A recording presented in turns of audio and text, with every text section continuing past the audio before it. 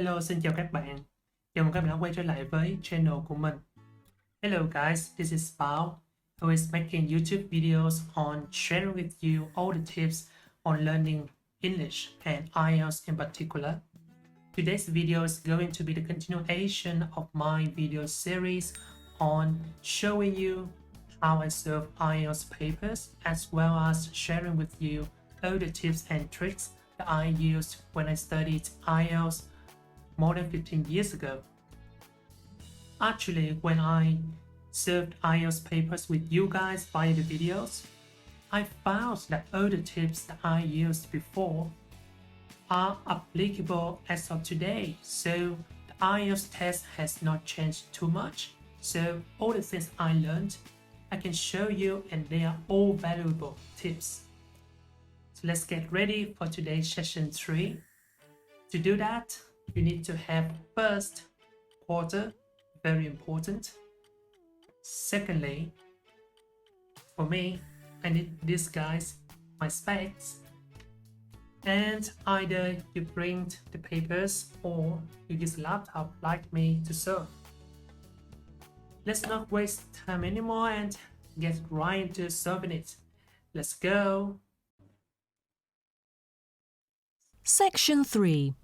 You will hear two students called Helen and Paul talking to their tutor about a nursing course. First, you have some time to look at questions 21 to 24.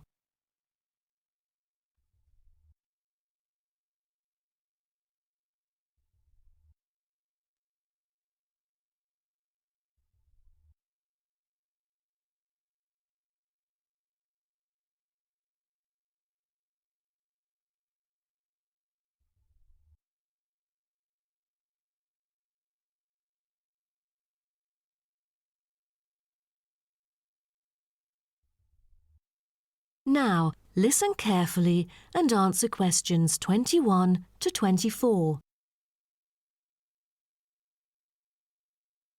Helen and Paul, congratulations to you both for doing so well the past semester. You two have exhibited an impeccable performance during your first year in the nursing program. I'd like to get some feedback from the two of you to better improve the program and to provide guidance for our prospective students. I'd like to start with you, Helen. So, first of all, which aspect of the program impressed you? Well, to be honest, when I was enrolled into the course, I was expecting a group of classmates my age. But as I stepped into the classroom for the first time, I was surprised by the diversity. Most were in their 20s, but there were also those in their 30s or even 40s. As it turns out, the intergenerational communication has sparked intense debate and new thinking, and I think that's something special about the programme that I appreciate very much. What about you, Paul? What do you think of the program? For me, the group project we carried out last semester is another key feature of the program. The whole class was divided into 8 different groups, working on 8 prospective cases. Team-building sessions were conducted in a collaborative way most of the time. Comprised of 5 members, our group studied acute pancreatitis. During the process, we broke the task into different parts and assigned them to each member. We were then able to tackle the complex problem by pooling our knowledge and skills. More importantly, stronger links were established between the group members. Because of the project, we've all become good friends. That's true.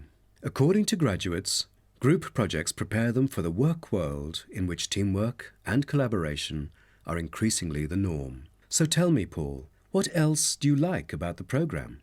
I want to be a registered nurse, working in a public hospital after graduation.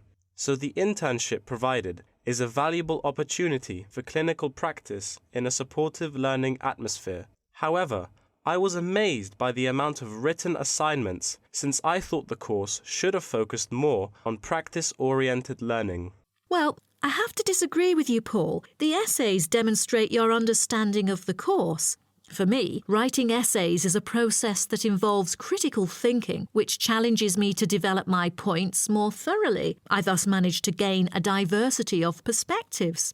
The program is designed to deliver basic and advanced theoretical knowledge of core concepts, including healthcare systems concepts, together with practicum or clinical practice experience to bridge the classroom content to the practice setting. So, I'm afraid written work is unavoidable. Also this year, we've added a module of law. How do you feel about that? At first, we felt that learning law is kind of redundant and too time-consuming. After a few sessions, we realised that it is necessary in dealing with future medical disputes. Before you hear the rest of the talk, you have some time to look at questions 25 to 30.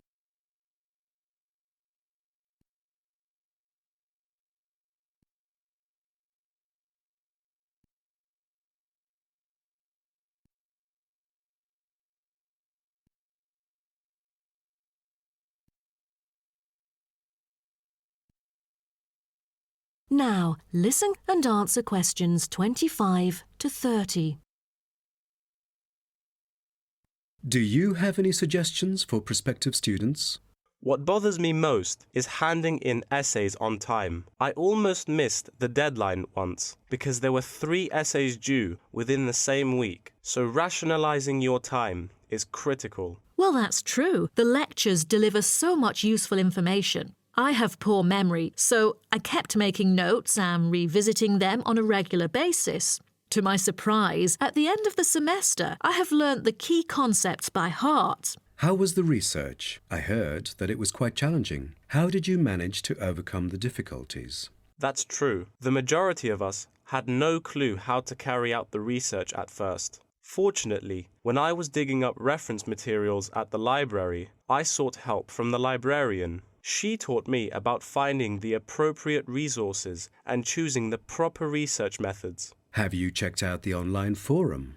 Yes, it has become a habit for me to visit the forum regularly. In a sense, it extends classroom learning. It is where the students post academic problems that they come across and get support from the faculty members. Some of my classmates didn't do so well during the placement tests. I feel that background reading is necessary.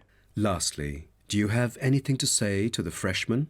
I was really ambitious at first, trying to get straight A's on my transcript. I made tons of notes and worked hard even on the optional assignments to get extra credit. I stressed myself out before having an emotional breakdown. After consulting my advisor, I found it important to set realistic goals. Don't push yourself too hard. It is wise to sort out your priorities. Thank you for coming here today and providing valuable feedback on the program. Have a great summer break. That is the end of section 3. You now have half a minute to check your answers.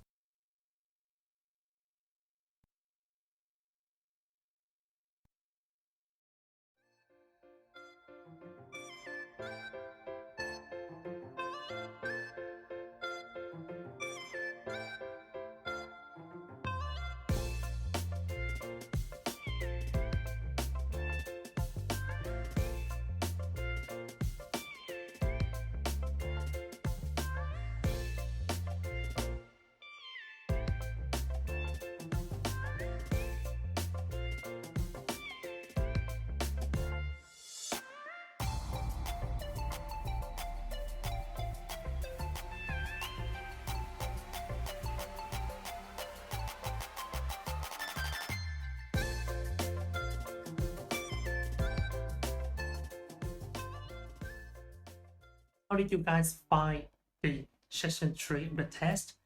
Was it difficult for you or was it easy? Well, session 3 is kind of similar to session 1 when you have more than one person talking. In fact, session 1 only has 2 people talking with each other, but in session 3 we have 3 people in this case, right? We can see that we can have someone playing the role of an MC, interviewing 2 people, 2 students in this case. I find session 3 is more challenging than session 1. Well, it should be because it's session 3, but I'm gonna share with you some of the observations that I think would be valuable for you to take note and remember. The first thing would be for question 22. I found it kind of challenging because when Paul was asked what he found about the group project, he talked, I think, all the things that Paul talked about relates to all the three options right here. You know, like improving relationship among different classmates, developing problem-solving skills, supportive learning environment. It seems to me that Paul talked about all these 3 points. However, when I look at it, I found that at the end of Paul's reply to the MC's question, he reiterated on the point that this group project really helps him improve his relationship with the classmates. So I felt that it was the key point in Paul's reply. Hence, I chose option A. And ding ding, another point that you need to note for session 3 was paraphrasing. If we look at question 27, you can see that in the talk, the lady, I can't remember the lady or the guy, did say that when they did research at the first time, they had no idea on how to do a research paper. But then they found help from the library staff. However, in the options that are provided in the paper, there is no library staff. There is only school supporting staff. So this is a kind of paraphrasing. You know, library staff is supposed to be supporting staff, and they are different from the teaching faculty. So you've got to choose school supporting staff. In terms of methodology to work on session 3, for the first part, it's MCQs, multiple choice questions. So as I share in my previous video for MCQs, you got to use the elimination method. Mình gọi là loại trừ trong tiếng Việt á, phương pháp loại trừ, elimination. Because yes, you have only 3 or 4 options, so when you listen to the recording, if an option doesn't make sense, you just cross, right? That's simple. But for the second part of session 3, they actually gave you more than you need. 8 options, but we only need to choose 6. So whenever we use one option, we need to cross that option as well, so that we know what available options remain for us to use. Apart from that, I feel that session 3 is still kind of so, you know, not so difficult, more advanced than session 1, because instead of 2 we had 3 people talking, but the conversation was kind of easy to follow.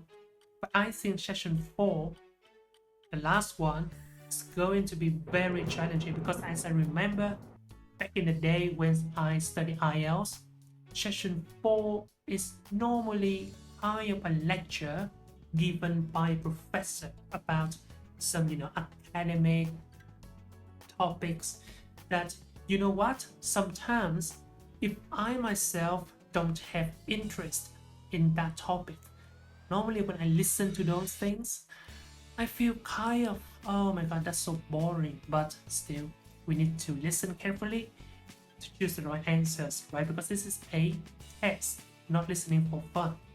So bear with it, you are going to succeed. So today's video is going to end here. If you have any questions or anything you'd like to share with me about session 3 or IELTS listening in general, please feel free to comment right below.